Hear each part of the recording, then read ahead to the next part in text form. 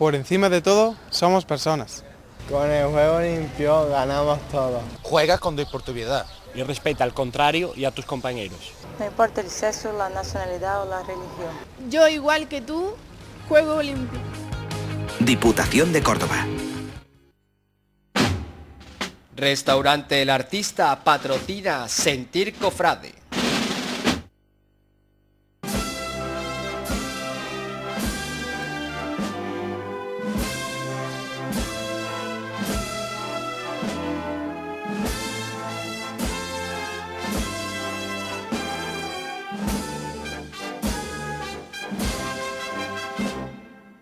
Muy buenas noches, bienvenidos a una edición más de Sentir Cofrade de este 27 de junio del 2012.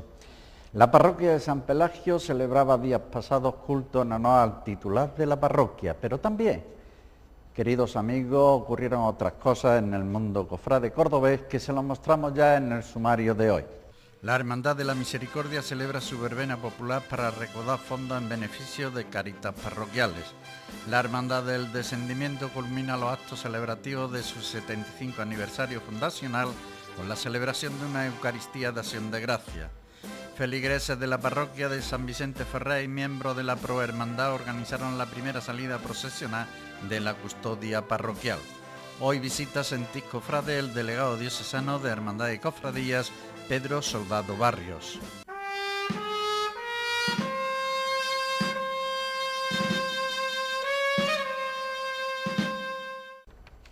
Comenzamos ya con el contenido de este programa del 27 de junio del 2012 y lo hacemos con alegría porque nos marchamos a la Plaza de San Pedro donde la Hermandad de la Misericordia celebraba su verbena popular para recaudar fondos de Cáritas parroquiales. Nos vamos pues a esta parte de la geografía cordobesa. La Hermandad de la Misericordia, como viene siendo tradicional en los últimos años, celebró el pasado fin de semana una verbena popular en San Pedro. En el transcurso de la jornada, la organización ofreció a los cordobeses un amplio programa de actuaciones de artistas cordobeses, entre los que destacaron David Lozano, Maite Adrián, Sergio Criado, Azara Urbano e Isabel de la Haba. La recaudación de esta jornada va íntegramente a Cáritas parroquiales de San Pedro para atender a los más necesitados de la feligresía de este barrio cordobés.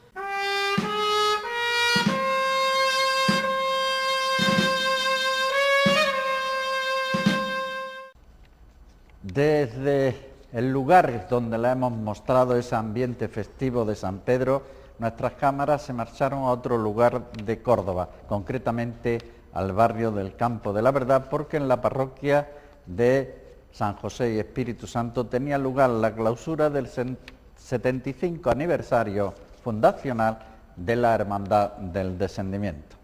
La parroquia de San José y Espíritu Santo acogió la clausura del 75 aniversario fundacional de la Hermandad del Descendimiento con la celebración de una Eucaristía de Acción de Gracia.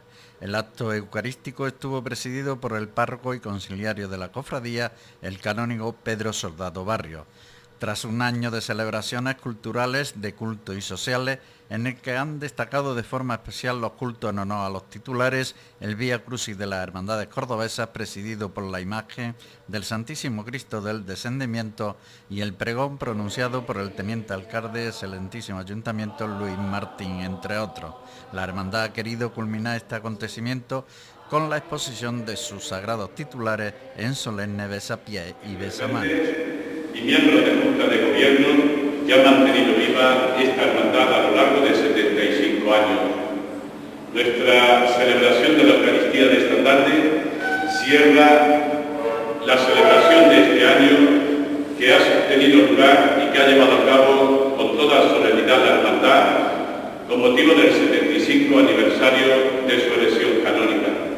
Y por lo tanto es una celebración fundamentalmente de acción de gracias por la labor que se ha llevado a cabo, que han llevado a cabo la hermandad, hermanos mayores, juntas de gobierno y personas también cercanas a ellos para mantener viva esta hermandad y mantener viva esta devoción, esta antorcha de la fe en el barrio del Campo de la Verdad. De pedir a Dios. Ahora les vamos a ofrecer imágenes de lo que ha dado de sí días pasados en nuestra diócesis de Córdoba. Tú has venido a la orilla. Hola, muy buenas noches. Nos volvemos a encontrar como cada martes en nuestro programa Sentir Cofrade, en esta ventana a la información de nuestra Iglesia diocesana. Comenzamos recordando ese gran acontecimiento que hemos vivido estos últimos días. Nos referimos al nombramiento del santuario de San Juan de Ávila como Basílica Pontificia y es que esta elevación que proclamó el Santo Padre la pasada semana ha sido un gran gozo para nuestra diócesis y con esto abrimos hoy nuestro espacio informativo, en el que le contamos que tras recibir el correspondiente decreto firmado con fecha el día 20 de junio de 2012 por el cardenal Cañizares, el Santo Padre nombraba el santuario diocesano de San Juan de Ávila, antigua iglesia de la Encarnación de los Padres Jesuitas, Basílica Pontificia. Con este motivo, el cardenal, en su condición de prefecto de la Congregación para el Culto Divino y la Disciplina de los Sacramentos, acudió el pasado lunes a la localidad de Montilla para celebrar junto al obispo de Córdoba una misa de acción de gracias. Previamente, ambos ofrecieron una rueda de prensa en la que manifestaron que Montilla ha sido el lugar escogido porque allí se conservan los restos mortales del maestro Ávila y que con esta elevación a Basílica Pontificia la localidad queda especialmente vinculada con el Santo Padre. Posteriormente fueron recibidos en el ayuntamiento de la localidad por el alcalde y toda la corporación municipal para luego recorrer a pie el camino hasta la nueva Basílica Pontificia. Allí se congregaron cientos de fieles y numerosos sacerdotes de la diócesis que quisieron estar presentes y dar gracias a Dios por esta concesión pontificia que honra a la diócesis de Córdoba y particularmente a la ciudad de Montilla, donde se encuentra el sepulcro del que próximamente, el día 7 de octubre, será declarado doctor de la Iglesia Universal. Tras la lectura del decreto por el que se le concede al santuario montillano el título de Basílica Pontificia, el cardenal comenzó su día señalando que nos encontramos ante la urgencia de una nueva evangelización que no admite más demora y en la que tenemos que tener presente al patrón del clero secular, porque él tiene mucho que decirnos. En este sentido aseguró que lo que San Juan de Ávila desarrolló en el siglo XVI es lo que ahora necesita llevarse a cabo en el mundo. Finalmente, el cardenal pidió que seamos personas de oración porque necesitamos el testimonio de hombres como San Juan de Ávila. La ceremonia concluyó con el canto del himno dedicado a San Juan de Ávila, apóstol de Andalucía. Y en otro orden de cosas, el Seminario Menor San Pelagio también ha vivido este fin de semana una jornada festiva, porque en él se ha celebrado el cuarto torneo de fútbol. La jornada comenzó en la capilla donde el mismo Cristo esperaba a los jóvenes expuestos a la custodia. Después se presentaron los 25 equipos asistentes venidos de diversas partes de Córdoba para después proseguir con los partidos. Tras una intensa jornada futbolera, este año obtuvieron el primer premio el equipo San José del Colegio Trinidad II y en la categoría de alevines el equipo de Monturque. El último día concluyó la jornada con la celebración de la Eucaristía en la que todos dieron gracias a Dios por el fin de semana que habían vivido. Y siguiendo con noticias positivas y gozosas para nuestra diócesis, el pasado domingo 10 de junio, la comunidad parroquial de Picota inauguró el nuevo Centro Parroquial Virgen del Perpetuo Socorro. Según informaron los sacerdotes misioneros cordobeses Juan Ropero y Francisco Granado, ya cuentan en la misión de Picota con unos espacios adecuados para poder realizar mejor la tarea evangelizadora en la formación y catequesis de los cristianos de esas tierras, y todo gracias a la caridad fraterna de la diócesis de Córdoba con esta tierra de misión. Por eso, estos sacerdotes han querido agradecer en nombre de todos los fieles y del obispo prelado de Moyobamba a todos aquellos que han hecho posible este proyecto, al Cabildo Catedral de Córdoba, a los colegios de la Obra Pía Santísima Trinidad, a la parroquia de Santo Domingo de Guzmán de Lucena y a la Delegación Diocesana de Misiones de Córdoba, entre otros. Y precisamente a Picota viajarán más de una veintena de misioneros cordobeses tras la misa de envío que tuvo lugar el pasado domingo en la catedral, presidida por Monseñor Demetrio Fernández. Los misioneros procedentes de diversos carismas, presbíteros, seminaristas, vírgenes consagradas y laicos partirán a anunciar el Evangelio el próximo mes de julio y coincidiendo con la solemnidad de San Juan Bautista, el obispo de Córdoba presidió la misa de envío en la que afirmó que la Iglesia es misionera en su esencia católica y apostólica. Asimismo manifestó que el mandato misionero brota de aquel que lleva en el corazón a Jesús. También comentó que el vivir esta experiencia les hará comprender cuánto tenemos de sobra y cuántas carencias tienen nuestros hermanos no ya en lo material, sino también en lo espiritual. Finalmente les prometió que la diócesis de Córdoba los acompañará en su viaje mediante la oración y les hizo entrega de la cruz que llevarán consigo para anunciar a Jesucristo por todo el mundo.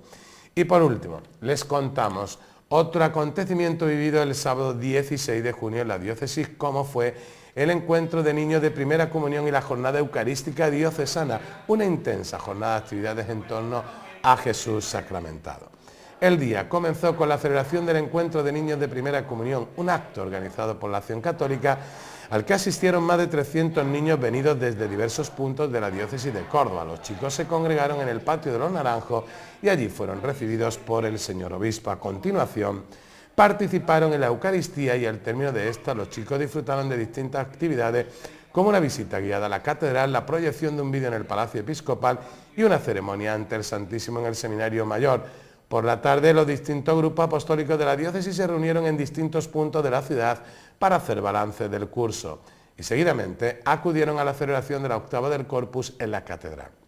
La Santa Misa estuvo presidida por Monseñor Demetrio Fernández y concelebrada por el clero diocesano. En su homilía, el prelado explicó el significado de esta jornada y anunció los acontecimientos que marcarán el próximo curso pastoral y que comenzarán con la celebración en la catedral de la clausura del proceso de canonización de los mártires cordobeses del siglo XX, el próximo 15 de septiembre. Al finalizar la Eucaristía, la custodia de Arces salió en procesión por las inmediaciones de la catedral. Y tomamos nota de la agenda para estos próximos días, los últimos días del curso pastoral. Del día 28 al 29, visita pastoral a Luque y Zuero y reunión del quinquenio en el Centro de Espiritualidad San Juan de Ávila. El mismo día 28, retiro espiritual dirigido por Santiago Boíguez, actual director del Secretariado de la Comisión Episcopal del Clero de la Conferencia Episcopal. El día 29, Eucaristía, final de curso de Caritas Diocesana. El día 30, ordenaciones de presbíteros a las 11 en la catedral. Y por la tarde, nuestro obispo administrará los sacramentos del bautismo, primera comunión y confirmación en Peñarroya. Y el día 1, misa en la catedral a las 11 con motivo del Día de la Pastoral Gitana. Y por la tarde, visita pastoral a Luque. Hasta aquí lo que va a ser noticia en los próximos días. Si Dios quiere, nos volveremos a encontrar el próximo martes en esta ventana a la información diocesana en nuestro programa Sentir Cofrade. Hasta entonces, disfruten, sean buenos y no olviden en este tiempo de verano, a pesar de la calor, dedicar tiempo al encuentro personal con el Señor. Tú has venido a la orilla. Y vamos a concluir los reportajes con uno que nuestras cámaras estuvieron también presentes en el barrio de Cañero, concretamente en la parroquia de San Vicente Ferrer, donde tenía lugar una solemne procesión con la custodia de la propia parroquia. Tras la celebración de la Eucaristía en el templo de San Vicente Ferrer, feligreses y miembros de la Prohermandad y Cofradía de la Sagrada Presentación al Pueblo celebraron solemne procesión del Corpus Christi por las calles adyacentes a la parroquia. La comitiva penitencial iba encabezada por la cruz parroquial y tras ella los feligreses que presidían al paso de la custodia, que durante su recorrido fue acompañado musicalmente por la agrupación Música de Écija.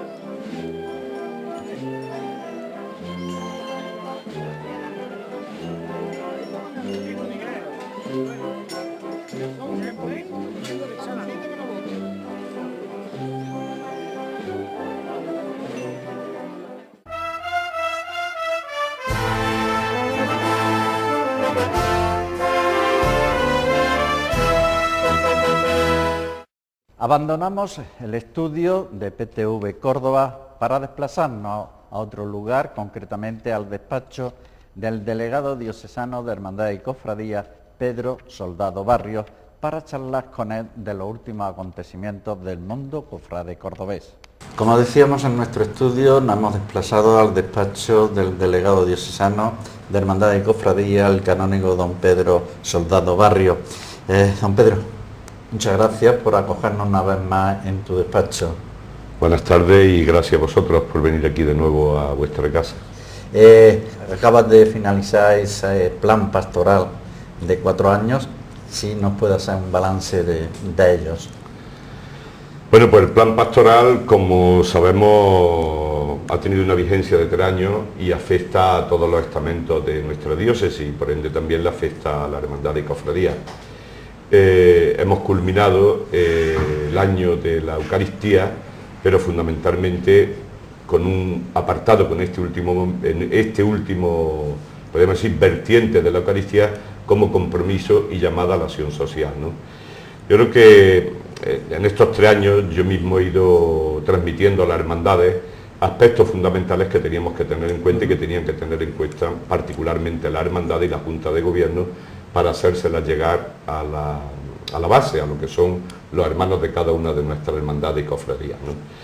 Y yo les decía en uno de los escritos que había que volver a las raíces fundacionales de nuestras hermandades, que tienen 3 principios fundamentales, como son el culto a cada una de las imágenes, que son las titulares de nuestras hermandades, particularmente de cada una de las hermandades, además del culto, la evangelización, la vivencia de la fe y por ende la evangelización, y en tercer lugar también la caridad, ¿no?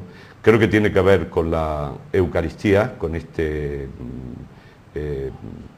plan pastoral que acabamos de cerrar en el 3er año, sabiendo que la Eucaristía es el culmen y además el punto de partida de toda la actividad de la vida de la Iglesia y por ende también de la hermandad y cofradía, ¿no? ¿Cómo se puede valorar el cumplimiento? Pues yo creo que los frutos, sobre todo cuando hablamos desde la fe y los frutos del Evangelio, los frutos de la evangelización, eso se ven a largo plazo, ¿no? Pero yo creo que algunas cosas son patentes también en nuestras hermandades, puesto que ellos mismos se la han tomado, podríamos decir, en serio, sintiéndose partícipes de ese plan pastoral, que ya se hace llegar a la hermandad además, como se hace llegar a otros estamentos de la Iglesia y que antes no se le, por decirlo de alguna forma, no se le enviaba, no se le daba a conocer a las hermandades, ¿no? Y yo creo que en algunas, pues yo creo que se ha retomado lo que es ese encuentro con Jesús en la Eucaristía, en el sacramento de la Eucaristía, la adoración al Santísimo Sacramento, lo que es la obra de caridad también de nuestras hermandades, y yo creo que en todas hay una preocupación en el tiempo presente de transmisión de la fe, de trabajar corresponsablemente, sobre todo en las parroquias, en esa actividad de evangelización, especialmente con los más jóvenes, pero también en las mismas bases de la hermandad y desde la hermandad, pues los sectores donde cada uno vive su fe. También durante los últimos años el Seminario de Córdoba ha sido de los más ricos en salud de nuevas vocaciones. El próximo sábado el obispo va a ordenar nuevos presbíteros. Actualmente, ¿de qué salud gozan los seminarios de Córdoba? Pues yo creo que de una buenísima salud, pero podríamos decir que no suficiente, sobre todo teniendo en cuenta que si la información que yo tengo no es errónea, creo que este año, a la altura de finales del mes de junio, creo que han muerto ya 14 sacerdotes, ¿no? Y 14 sacerdotes luego no van a ser ordenados el próximo sábado, ¿no?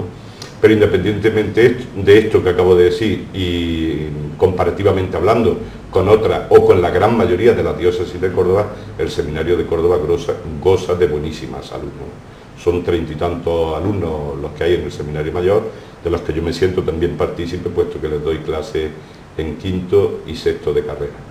Otro de los aspectos que fue gran trabajo el que desempeñó fue la formación del mundo cofrade cordobés con esos cursos. ¿Cómo están actualmente? Bueno, pues yo he de decir que hubo un primer momento en el que los cursos tuvieron gran resonancia y gran participación también de hermanos cofrades, Primero en el curso aquel que yo elaboré de un libro que se publicó y que creo que llegó a bastantes hermanos y a bastantes miembros de juntas de gobierno, ¿no?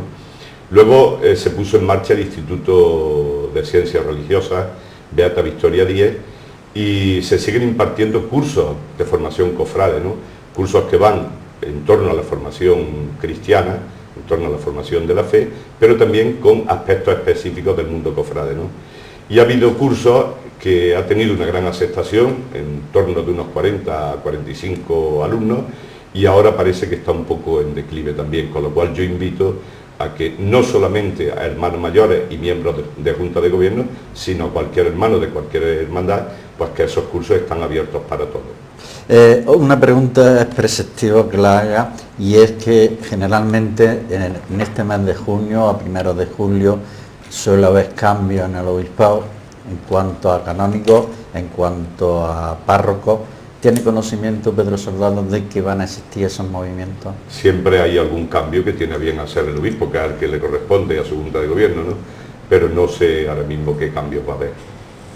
Otro de hace unos días se celebró en nuestra diócesis, concretamente en la capital, en la Asamblea General de Elecciones a presidente de la agrupación de Hermandades y Cofradías. Mucho se ha escrito, mucho se ha dicho, y lo peor de todo es los malos comentarios que hay en la calle.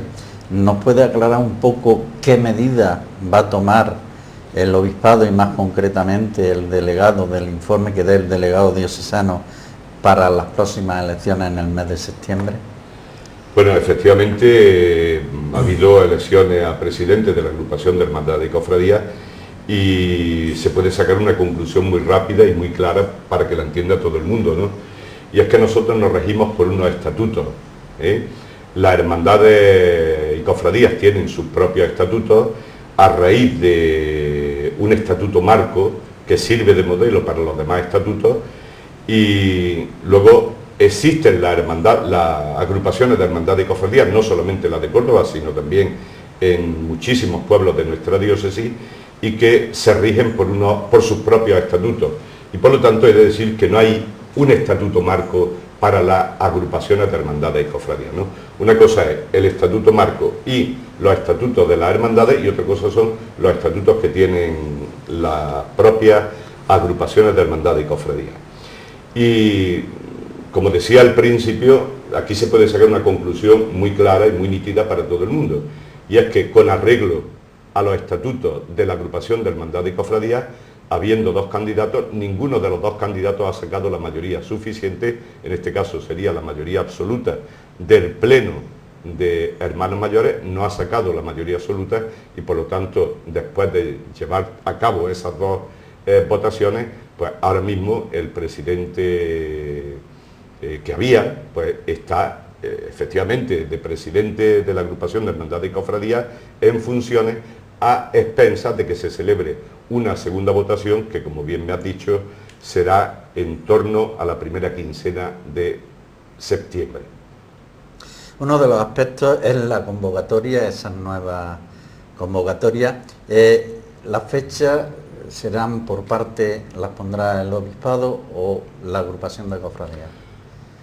Nosotros en este sentido, cuando terminó el pleno de la Asamblea de Hermanos Mayores el día 18, con motivo de la celebración de las elecciones, y no habiendo ninguno de los dos candidatos conseguido la mayoría absoluta y por lo tanto la mayoría suficiente para proclamarlo nuevo presidente de la agrupación de Hermandades y Cofradías, tal y como marcan los estatutos, piden expresamente que en un plazo no superior a 60 días se celebre otra votación, otro pleno, otro cabildo de hermanos mayores, y por lo tanto tenga lugar esa nueva votación. Lo que ocurre es que esto tocaría, por dejar un plazo de reflexión también a los hermanos mayores, en torno al a mediados del mes de agosto, ¿no? Yo sondeé a la Asamblea para pedir si merecía la pena esperar, prorrogar un poquito hasta la primera quincena de septiembre, y que en este caso el obispado pues de alguna forma permitiese que el incumplimiento de esa cláusula de los estatutos, y que se celebrase, por el bien de todas las hermandades, pues se celebrase en esa primera quincena del mes de septiembre. Y así se ha hecho, ¿no? La fecha indicativa simplemente en la mesa, la puede poner la mesa electoral o la puede poner también el mismo obispado, la puede poner, ¿no? Pero que en este sentido, si yo no recuerdo mal, la fecha indicativa que se le ha dado sería el 10, creo que el lunes 10, después de la festividad de la Virgen de la Fuensanta, sería el lunes 10. El día de la el elección. día 10 de septiembre. Pero el proceso de presentación de la candidatura va a dar opción a ese aplazamiento a que otro candidato que no sea los que se presentaron. Bueno, yo creo que es una cuestión ahora mismo en la que creo que no sería conveniente entrar. Esta mañana se ha dejado ya firmado por parte del vicario un documento en la que a la mesa electoral y también a petición de la mesa electoral, pero la mesa electoral lo que hace es presentar en su momento el acta de la asamblea celebrada, ¿no? Celebrada y pide simplemente que se le aclare, que se le dé luz sobre interpretaciones que se han hecho por parte de miembros de la asamblea del artículo 41 del decreto al Estatuto Marco que firmó don Juan José. Entonces se le pasa una información clara también en este sentido, en la que se le dice, por lo que yo acabo de decir, ¿no?, que el decreto al Estatuto Marco afecta y va directamente dirigido a la hermandad de cofradías que tienen un Estatuto Marco. Por eso se llama el decreto al Estatuto Marco. Como las agrupaciones no tienen un Estatuto Marco, ese decreto no va dirigido a ellas. Otra cosa es que en momentos puntuales también, pues como ocurrió en una de las asambleas extraordinarias que se tuvo, siguiendo también las indicaciones que marcaban los juristas del obispado, pues la agrupación pide una reforma de estatuto para el tema de la presentación de las cuentas, en vez de hacerlo en el mes de junio, hacerla en el año natural, y esto siguiendo un proceso de elaboración de una posible reforma, se le da a conocer a los hermanos y luego se convoca a los hermanos mayores a una votación que aprueban también por una mayoría absoluta, por mayoría de 2/3, ¿no? Esto es una cuestión muy puntual, ¿no? Pero repito, no afecta a los estatutos de la agrupación. Esto afecta solamente, el artículo 41 del decreto afecta a las elecciones en la hermandad y cofradía. Por lo tanto, no se puede aplicar esa mayoría simple, en este caso, a la votación que hemos tenido en la agrupación. Pero mi pregunta es, la mesa electoral, el nombramiento de la próxima mesa electoral, ¿será constituida por los mismos miembros o nombrará el obispado a un? En principio creemos que la mesa electoral es independiente, que la mesa electoral, a lo que se ha limitado, como ya decía, la única documentación que me ha llegado a mí en el obispado como delegado de Hermandad y Cofradía y ha llegado al vicario ha sido la presentación del acta y solamente la petición de luz sobre o aclaración sobre ese artículo 41 del decreto al Estatuto Marco, pero no ha entrado en otra problemática. Entonces nosotros, lo que, como decía, se le ha dejado esta mañana un decreto que le ha firmado el vicario general y que va dirigido a la mesa para que siga las siguientes instrucciones. La primera, que se convoque, primero, que no ha habido candidato que haya sacado la mayoría absoluta, tal y como marcan los estatutos. Segundo, que hay que convocar elecciones de nuevo para 60 días, después de 60 días, por lo tanto se van a convocar en el plazo, como ya he dicho, el día 10 posiblemente en la primera quincena de septiembre. Que los candidatos que hay, que son los dos candidatos que se han presentado junto con los miembros de su Junta de Gobierno, pues ya han presentado su documentación y por lo tanto no tienen que volver a iniciarse el proceso, sino que ahí está esa documentación y es una documentación válida que cuenta con todos los avales de los hermanos mayores, de las correspondientes hermandades a las que se le ha pedido y el visto bueno también del delegado o conciliario, en este caso de la agrupación de hermandades y cofradías. Este escrito se le ha enviado al presidente de la mesa, con la indicación de que envíe una copia a cada uno de los dos candidatos y que envíe además una copia a cada uno de los hermanos mayores de nuestras hermandades y cofradías. Eso se le ha mandado con esa directriz, ¿no? Y luego, que yo creo que también es importante porque va configurado también en ese escrito, es que hay que celebrar el mismo proceso de elecciones el mismo proceso de elección que se ha convocado, que se ha celebrado, en la asamblea anterior. Habrá una primera votación en la que el candidato tiene que sacar mayoría absoluta de lo que es el pleno de hermanos, el censo de hermanos mayores o de hermandades.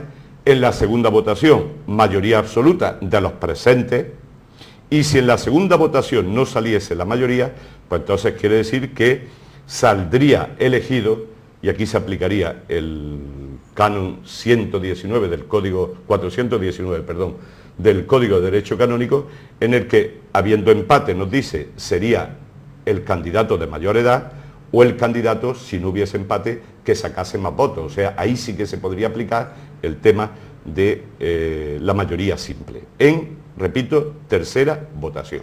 Pero esa tercera votación no la contempla los estatutos de No la contempla, pero la contempla el Código de Derecho Canónico. Y claro, lo que no podemos abocarnos a un callejón sin salida, sino que el Código de Derecho Canónico está para aplicarlo, en cada uno de las problemáticas, por decirlo de alguna forma, que se pueda presentar, ¿no? Otro de los comentarios que hay en la calle, a raíz de las cuentas, de la aprobación o no de las cuentas de la agrupación de cofradías, se ha comentado que el mismo obispado le recomendó al actual presidente que le aprobaban las cuentas con la condición de que no se volvería a presentar. ¿Es cierto o eso no es cierto? No es cierto, de ninguna manera es cierto, porque además no le corresponde. Vamos a ver, si el obispado aprueba unas cuentas, y hay un ecónomo que todo el mundo conoce y que se estudiaron las cuentas, y bueno, yo creo que todos los hermanos mayores saben cómo se han aprobado las cuentas en la agrupación y por el número de votos que se han presentado. En ningún momento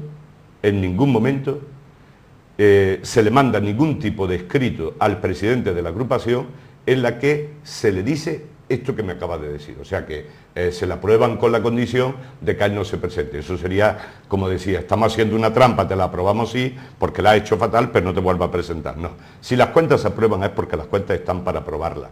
Se le habrán podido hacer algún tipo de observación, en algunos aspectos que no queden claros. Pero de ahí a aprobar unas cuentas, podemos decir de alguna forma, en plan chantaje, te la apruebo para que no te presentes más, como comprenderás, esto no tiene lugar, no es la forma de actuar, yo creo que de ningún cofrade, y en este caso de ningún organismo de la Iglesia, y menos también conociendo al ecónomo de nuestra diócesis, ¿no? Otra cosa es que se estudie bien y que se le den unas indicaciones para que, entre comillas, las cosas que puedan estar no lo suficientemente claras en los siguientes presupuesto o estado de cuentas, de presentación de cuentas, pues estén más claras, pero eso es totalmente diferente, ¿no? Otro de los aspectos, y volvemos a la mesa electoral, es que uno de los miembros de esa mesa electoral iba en la comisión económica, como es el hermano mayor de la Sagrada Cena. ¿Va a cambiar el obispado a ese miembro o lo va a mantener? Yo en principio no me he planteado el cambiar a ningún miembro de la mesa electoral. Yo creo que el papel que juega la mesa electoral es un papel de servicio fundamentalmente a las elecciones, a que las elecciones se celebren de una forma limpia. Y la incidencia de lo que es la asamblea, que además la presido yo, de esa asamblea general de hermanos, pues yo creo que no se ha dado la más mínima incidencia. Yo lo dije al final de la asamblea y lo vuelvo a decir además públicamente y lo he dicho ya también en algún medio, el desarrollo de la asamblea fue correctísimo. No hubo una palabra más alta que la otra, no hubo ninguna impertinencia por parte de nadie. Yo creo que todo transcurrió porque al final la asamblea, cuando los candidatos han hecho ya en un ejercicio de su responsabilidad y de su libertad una información también de su plan de actuación, si acceden a la presidencia de la agrupación, pues no cabe nada más que llegar y votar. No se le da ni siquiera la palabra a los candidatos, sino simplemente cada hermano mayor o su representante coge su voto, lo deposita en la urna y se cuentan los votos. Y nada más que eso. Con lo cual, yo vuelvo a decir, creo que la mesa es una mesa, creo que independiente y responsable, y yo creo que aquí hay otras cuestiones que, bueno, pues ya que me lo pone delante, pues lo voy a decir. Yo creo que había que distinguir un poco nuestras elecciones a lo que son las elecciones a un organismo público o un organismo civil. Yo esto lo dije también al final de la asamblea, ¿no? Dando las gracias por la corrección, pero también dando un toque de atención a los posteriores, porque todo el mundo habla de comentarios se han dicho, evidentemente los comentarios muchas veces son comentarios que hacen daño a las personas. Dañan a las personas y dañan también la imagen de la Iglesia y evidentemente de nuestras hermandades. Y yo diría que están hechos por personas muchas veces muy irresponsables, porque ahí en el anonimato se hacen comentarios en medios de comunicación, en el Facebook o en comentarios que se hacen a noticias que salen en la prensa y escudándose en un nico, en un anonimato, bueno, pues hacen realmente afirmaciones que, repito, dañan la buena imagen de las personas a las que todo el mundo tiene derecho, pero también la imagen de las hermandades y la imagen de la Iglesia, ¿no? Dicho esto, pues lo que estaba diciendo es que no hay que hacerle caso a los comentarios. Yo creo que los comentarios están ahí. Cuando se celebran elecciones en un organismo de la Iglesia, hay que pensar y tener claro, sobre todo los candidatos, que a lo que se presentan es para prestar un servicio y que aquellos que votan se tienen que mover por un ejercicio de libertad, pero también por un ejercicio de responsabilidad, para que se elija siempre aquel que pueda prestar el mejor servicio. Yo creo que afortunadamente con toda esta problemática, con todos los comentarios, yo creo que nuestras hermandades, nuestras cofradías gozan de buena salud, muchas veces incluso a pesar de las personas que están al frente, porque se da la impresión, yo me puedo equivocar también, ¿no?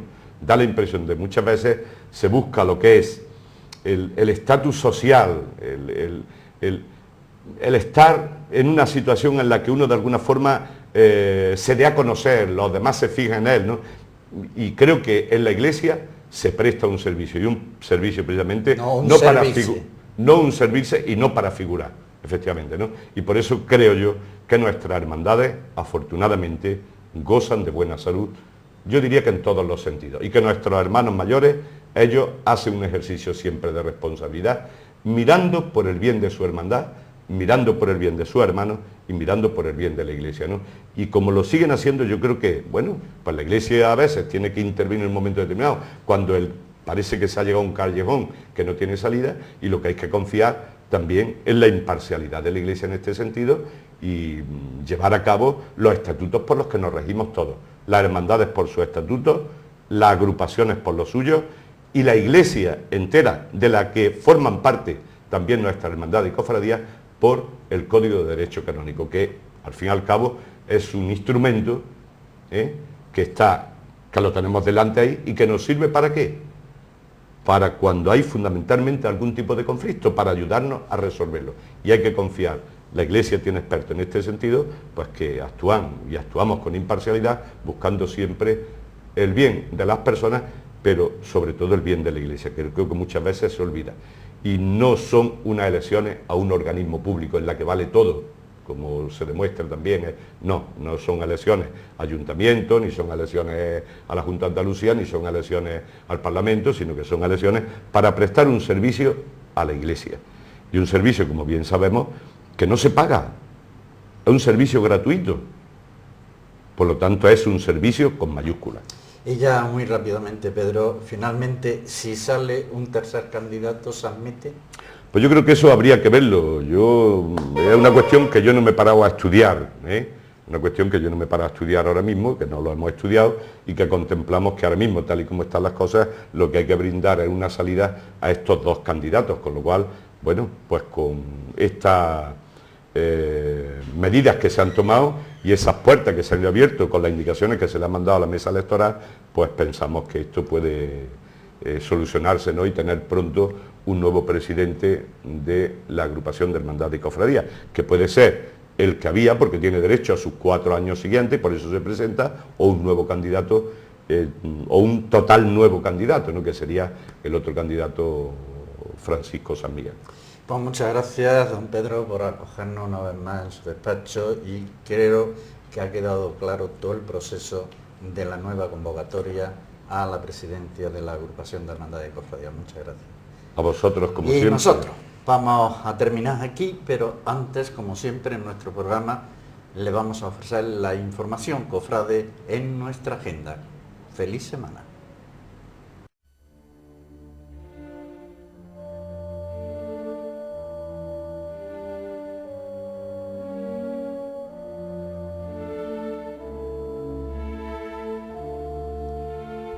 El sábado día 30 a las 10 de la noche en el patio de la Hermandad de la Merced tendrá lugar una fiesta ibicenca organizada por el grupo joven de la Cofradía Mercedaria. Durante la misma serán entregados los premios del segundo concurso de escaparate de Semana Santa 2012. El próximo día 1 de julio a las 8 de la tarde en la parroquia de Nuestra Señora de la Asunción de la localidad cordobesa de Luque tendrá lugar el acto de bendición de la nueva imagen titular del Señor Resucitado. La citada imagen será apadrinada por la Hermandad del Rocío de Córdoba. La Hermandad de la Sentencia celebró el pasado día 25 Cabildo General Extraordinario de Elecciones, habiendo sido elegido por los hermanos de la cofradía el cofrade José Antonio Salamanca Navarro, que sustituye en el cargo a Francisco de Asís Triviño. El nuevo hermano mayor pertenece a una buena saga de cofrades cordobeses capitaneada por su padre Pepín Salamanca y que desde su nacimiento ha estado vinculado a esta cofradía cordobesa, habiendo sido pregonero de la juventud en el 2002, desempeñando también en los últimos años el cargo de teniente hermano mayor.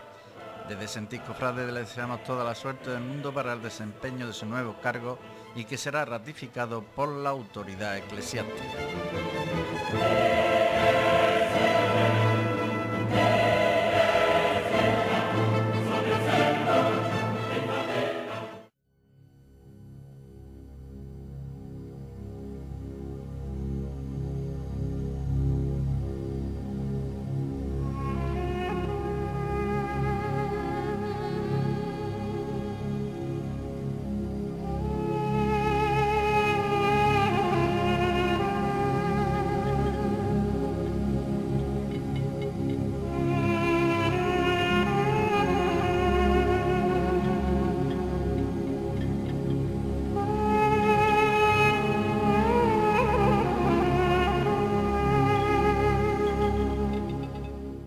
Respeta las decisiones del árbitro y del entrenador.